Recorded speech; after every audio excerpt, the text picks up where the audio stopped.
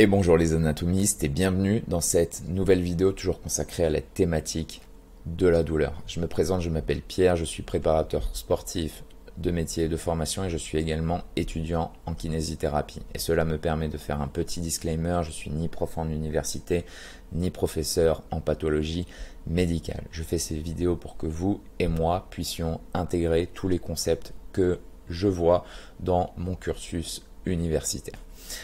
Aujourd'hui, nous allons parler de l'importance des red flags en kinésithérapie et notamment par rapport à des patients qui se présentent et qui se plaignent de symptômes douloureux. Alors, je vais vous montrer différentes catégories, ce qu'on appelle le flag system, le système de drapeau. Donc aujourd'hui, on va parler surtout des red flags, d'accord, qui sont des signes d'une pathologie sérieuse. Je vais vous donner plusieurs exemples. On pourra considérer, même si ce fera peut-être l'objet de futures vidéos, ce qu'on appelle des orange flags qui sont liés à des symptômes psychiatriques et les yellow flags qui sont des croyances, des jugements, des réponses émotionnelles, des comportements vis-à-vis de la douleur qui font apparaître de l'anxiété, qui font apparaître de la peur et qui font apparaître également ce qu'on appelle avoidance of activity, éviter les activités qui créent de la douleur. Alors c'est parti. Dans les précédentes vidéos, donc on a introduit le terme de la douleur, notamment avec l'approche de l'IASP qui est l'International Association of Study of Pain, et nous avons également fait une définition plus pratique et clinique de la douleur. Nous avons fait un rappel anatomique de la nociception jusqu'au stimulus douloureux qui monte jusqu'au niveau du cortex. Nous avons vu la sémiologie de la douleur avec l'intensité, la qualité, la localisation, la chronologie, les circonstances le modifiant et les mécanismes physio-pathologiques. Alors je vous renvoie aux précédentes vidéos pour avoir tous les détails de ces informations. Nous avons vu l'évaluation objective de la douleur. La douleur est un symptôme, donc c'est subjectif parce que c'est décrit par le patient, si je puis dire, et nous en tant que professionnels de santé on peut apporter une évaluation objective de la douleur en regardant son comportement, c'est-à-dire son agitation, anxiété, en regardant les différentes stimulations végétatives, l'hypertension, la tachypnée, la tachycardie, la transpiration et éventuellement des marqueurs biochimiques tels que l'adrénaline et la CTH. Nous avons vu dans la précédente vidéo comment l'information douloureuse est transmise et l'importance des neurotransmetteurs, notamment de l'acide glutamique et de la substance P. Nous avons vu les différents types de stimulation douloureuse, thermique, tactile, mécanique, inflammatoire, etc.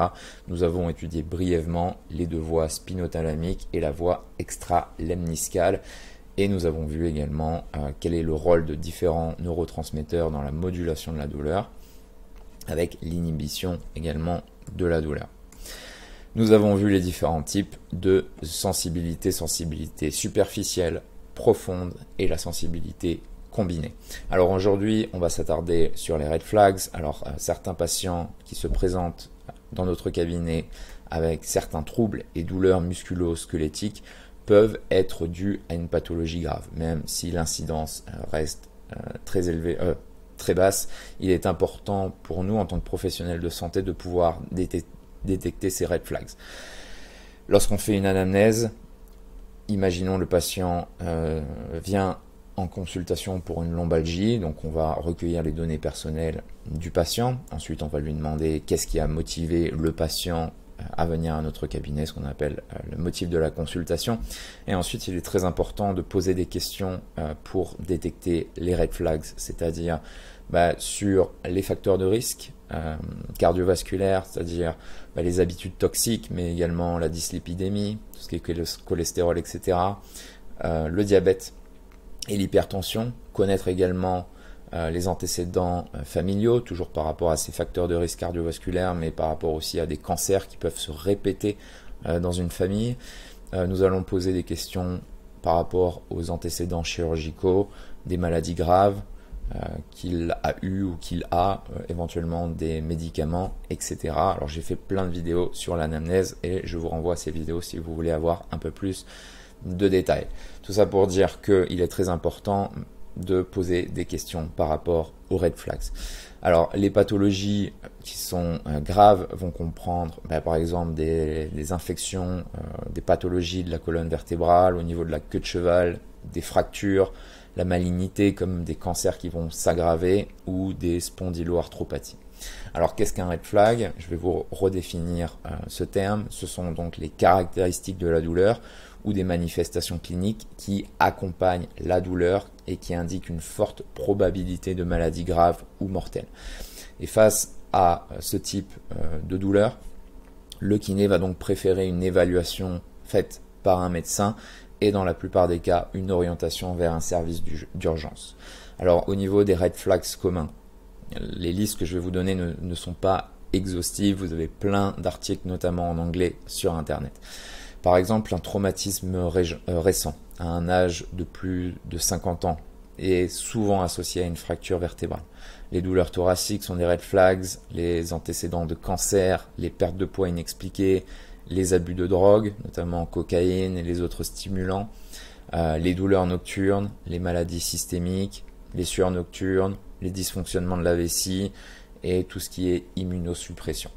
Alors on va prendre deux cas, on va prendre le cas de la lombalgie et on va prendre le cas de la douleur thoracique. Donc par exemple, si on a un patient jeune ou un patient de plus de 50 ans, si on a un patient qui se présente avec une douleur qui empire dans le temps ou qui empire avec un changement de position, si on a un patient auquel on détecte un usage de drogue, ou on a un patient avec un malaise général ou avec une perte de poids inexpliquée, on pourra penser à un néoplasme, une tumeur cancéreuse ou un abcès au niveau du rachis. Donc tout ça, ce sont des exemples, c'est des listes non exhaustives. Ensuite, si on a un patient qui vient à notre cabinet avec un traumatisme récent et une difformité de la colonne vertébrale, on pourrait penser à une fracture vertébrale compressive. Un patient qui se présente avec des symptômes neurologiques, on pourrait penser à une hernie discale, un abcès rachidien et toujours à un néoplasme. Un patient qui pourrait se présenter avec une douleur sacrée, avec une masse abdominale, avec une diminution du pouls en distal. On pourrait on pourrait penser à un anévrisme qui est une dilatation anormale de la paroi de l'artère, et dans ce cas-là, de l'artère abdominale, de l'aorte abdominale. Voilà, ça c'est juste des exemples, voilà, pour que vous puissiez intégrer ces concepts. Et ensuite, nous allons voir l'exemple de la douleur thoracique. Donc par exemple, un patient qui présente une hypotension ou une hypoperfusion pourrait nous faire penser à un choc cardiogénique. Alors qu'est-ce qu'un choc cardiogénique? C'est lié à une défaillance aiguë primitive de la pompe cardiaque qui va entraîner des désordres hémodynamiques, métaboliques et viscéraux en relation avec une chute du débit cardiaque et conduisant à un état d'hypoperfusion tissulaire.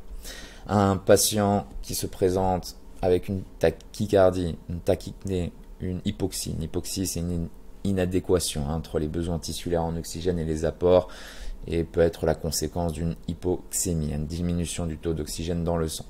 Pourrait nous faire penser à une embolie pulmonaire qui signifie qu'un caillot circulant dans le sang va venir boucher l'artère pulmonaire. Un élargissement médiastinal, si vous détectez cet élargissement sur les radios que le patient vous apporte, on pourrait penser à une dissection aortique qui est une irruption de sang à l'intérieur de la paroi de l'aorte qui est due à une porte d'entrée ou à une déchirure. Et chez un patient jeune qui se présente avec une arythmie, ça pourrait nous faire penser à une consommation de cocaïne ou à d'autres drogues stimulantes. Voilà, c'était une vidéo qui est non exhaustive par rapport aux red flags, c'est juste pour que vous ayez un autre point de vue lorsqu'un patient se présente avec une douleur musculo-squelettique.